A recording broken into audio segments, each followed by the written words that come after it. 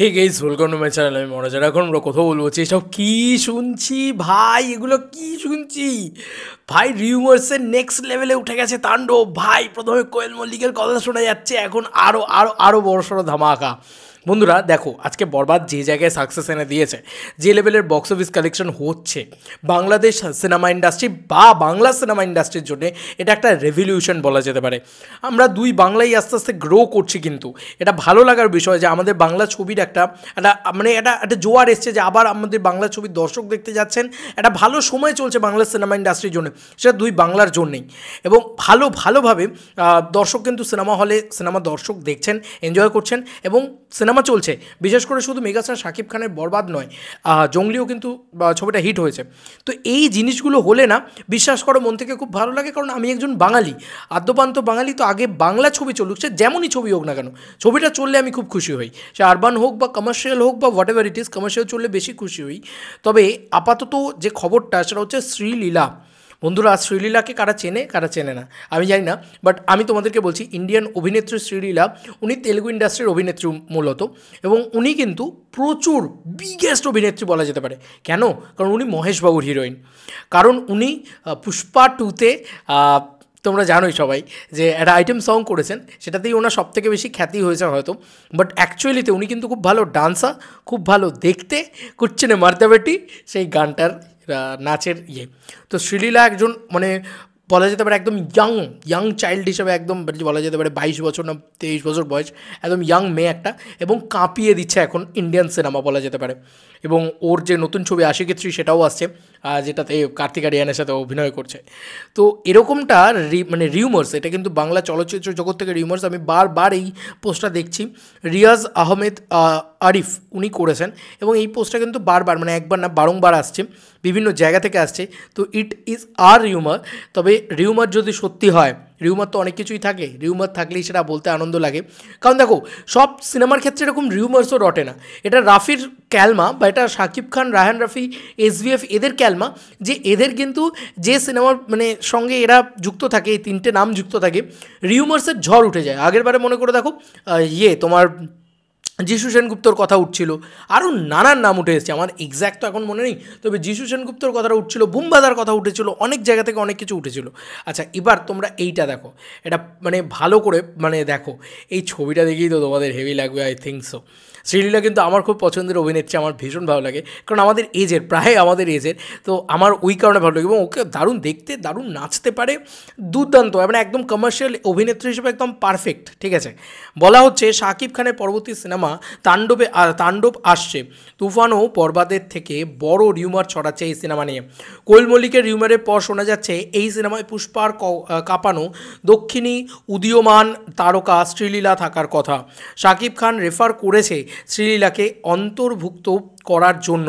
প্রযোজনা প্রতিষ্ঠান থেকে সাড়া পেলে এই সিনেমা হতে যাচ্ছে সবচেয়ে ব্যয়বহুল। দক্ষিণী তারকার প্রতি সিনেমা প্রেমী বড় একটা অংশের আকর্ষণ আছে। বাংলাদেশি বাজার অনুযায়ী যদি সত্যি হয়, তাহলে বেশ বড় একটা ঝড় তুলবে তাণ্ডব। দেখো, শ্রীলীলাকে পুরোটা এফোর্ড করার ক্ষমতা কতটা আছে বাংলা ছবির, সেটা নিয়ে যথেষ্ট ডাউট আছে। তবে তাণ্ডব কিন্তু বরবাদের থেকেও বড় বাজেটের ছবি হতে পারে। এটা কিন্তু অলরেডি মেগাস্টার শাকিব খান নিজেই এক জায়গায় বলে দিচ্ছেন যে তাণ্ডবের বাজেট দ্বিগুণ হয়ে গেছে। মানে বরবাদের যা 16 কোটি টাকা বাজেট, তাণ্ডবের যদি মিনিমাম, বলছি দেখো, তারা তো নিজে স্কেল আপ করবেই, খুব স্বাভাবিক ব্যাপার। তারা তুফান বানিয়েছে, পরিষ্কার কথা, তারা তুফান বানিয়েছে 6 কোটি টাকায়, তারা 2 কোটি টাকা স্কেল আপ করবে অন্তত মিনিমাম। ঠিক আছে, এইটুকু তো বেসিক নিজেদের ভিতরে থাকে। এবার তারপরে তুমি জাস্ট তার সঙ্গে সঙ্গে আনুষাঙ্গিক ব্যাপারটা বোঝো, যে তার সঙ্গে সঙ্গে ওরা কিন্তু আরও মানে মানে সেই বাজেটটাই দ্বিগুণ হয়ে যাবে। এটা মেগাস্টার শাকিব খান নিজে বলেছেন, কালকেই এই কথা আমি তোমাদের সাথে শেয়ার করেছি। তার মানে সেটা 16 কোটি টাকা। এবার শ্রীলীলা একটা গান করতে কত টাকা পারিশ্রমিক নেয় জানো? 1 কোটি টাকা পারিশ্রমিক নেয় শ্রীলীলা একটা গান, সম্ভবত পুষ্পাতে 1 কোটি বা 1.5 কোটি 2 কোটি এরকম কিছু একটা পারিশ্রমিক নিয়েছিল। তো একটা আইটেম সং শ্রীলীলার সম্ভবত থাকলেও থাকতে পারে, কারণ বাংলা ছবি কিন্তু এখন একটা আইটেম সং, একটা এরকম আইটেম আর্টিস্টকে দিয়ে প্রেজেন্ট করতে পারে, কারণ 1 কোটি টাকা যদি তার ওই আইটেম সংটা মানে সেই হিরোইনকে দিতে হয়, তাহলে আনুষঙ্গিক খরচ আরও 1 কোটি টাকা ধরে রাখো ওই আইটেম সংটাকে নিয়ে। তো 2 কোটি টাকা দিয়ে একটা আইটেম সং তৈরি হতে পারে এই সিনেমার ভিতরে। এছাড়াও গোটা সিনেমার জন্য শ্রীলীলা যে চার্জটা করবে, হয়তো 5 কোটি 6 কোটি এরকম কিছু চার্জ করতে পারে, সেটা এফোর্ড করা বাংলা ছবির জন্য যথেষ্ট চাপের। কারণ ভাই মানে হিরোর থেকে হিরোইন একটা জাস্ট হিরোইনের টাকা বেশি হয়ে যাবে, কারণ মানে তেলেগু ইন্ডাস্ট্রি হচ্ছে আমাদের এখানে সব থেকে বেশি হাই ভলিউম ইন্ডাস্ট্রি, ঠিক আছে, ওরা সব থেকে বেশি 1000 কোটি দিয়েছে। তো সেই তেলেগু ইন্ডাস্ট্রিরই কিন্তু কী বলবো রুটস বা সেই তেলেগু ইন্ডাস্ট্রিরই হচ্ছে হিরোইন হচ্ছে আমাদের শ্রীলীলা। তো শ্রীলীলা সেখানে একটা হিউজ মার্জিনের টাকা চার্জ করবে, এটা খুব স্বাভাবিক ব্যাপার।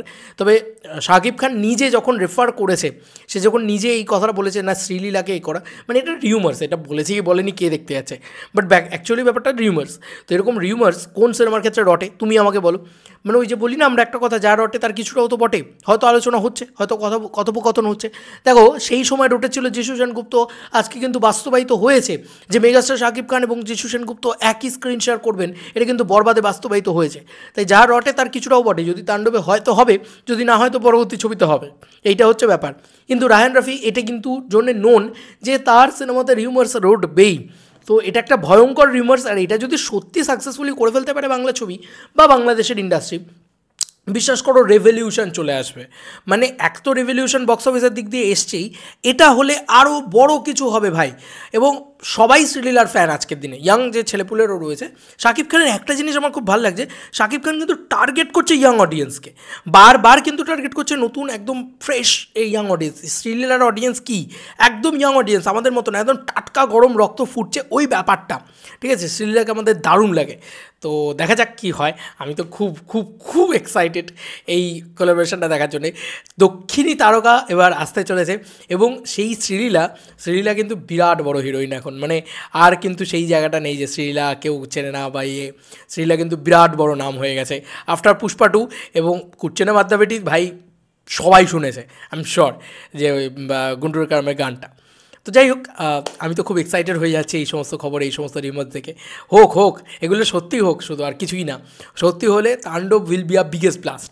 দেখা যাক না, তাণ্ডব হয়তো হতেই পারে, কে বলতে পারে। বরবাদ দেখার পরে আজকে সুরিন্দর ফিল্মস অ্যাড হয়েছে, তুমি বলো না বরবাদ দেখার পরে আজকে সুরিন্দর ফিল্মস অ্যাড হয়েছে যে না বস বরবাদ এত বড় ছবি হয়েছে, আমরা তাণ্ডবকে আরও বড় করে বানাবো। এইটা মাথায় নিয়ে তারা যদি এটা ভাবে যে আমরা মিনিমাম 16 কোটির জায়গায় 17 কোটি টাকা বিনিয়োগ করব বা 18 কোটি টাকা বিনিয়োগ করব, আমরা আরও বড় ছবি নির্মাণ করব, তার সমস্যা আছে কোনো? সমস্যা তো নেই। তুমি কি জানো যে তাণ্ডব কোথায়, কার গল্প কীভাবে হচ্ছে, কী না বৃত্তান্ত? এক্স্যাক্টলি তো আমরা কেউ জানি না, তাই না?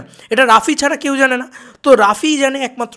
তো তাণ্ডব ইটসেলফ ছোটো ছবি, এই কথাটা কোথা থেকে যে রিউমার্স রটে গেল, কোথা থেকে একটা বলে দিল কেউ আর হয়ে গেল, এটা তো নয়।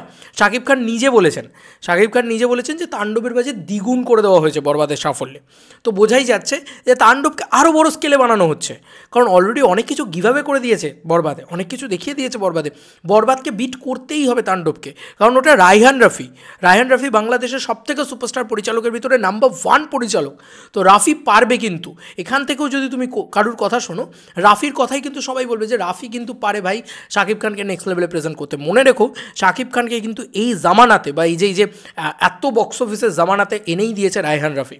তো এটা কিন্তু আমি রায়হান রাফির প্রতি প্রচণ্ড আশাবাদী, এবং আমি এই ছবিটাকে নিয়েও প্রচণ্ড আশাবাদী তাণ্ডব নিয়ে। এবং তাণ্ডবের বড় বাজেট হচ্ছে এইটুকু তো কালকে শাকিব খানই কনফার্ম করে দিয়েছে। আজকে কিন্তু কোথাও গিয়ে বোঝা যাচ্ছে রিউমার্স যেরকম রটছে যে শ্রীলীলা থাকবে, এরকমটা শোনা যাচ্ছে।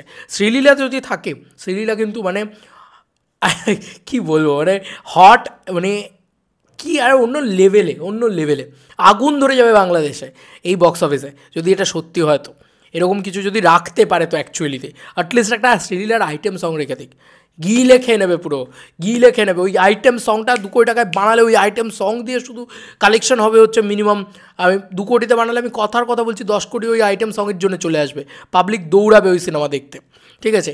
এবং রাফি পারবে, এবং এটা সিনেম্যাটিক ইউনিভার্স, ভুলে যেও না।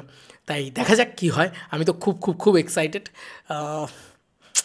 দেখা যাক ওয়েট করে আছি, প্রচণ্ডভাবে ওয়েট করে আছি। চলো বন্ধুরা, নতুন কোনো ভিডিওতে দেখা হবে, বাই।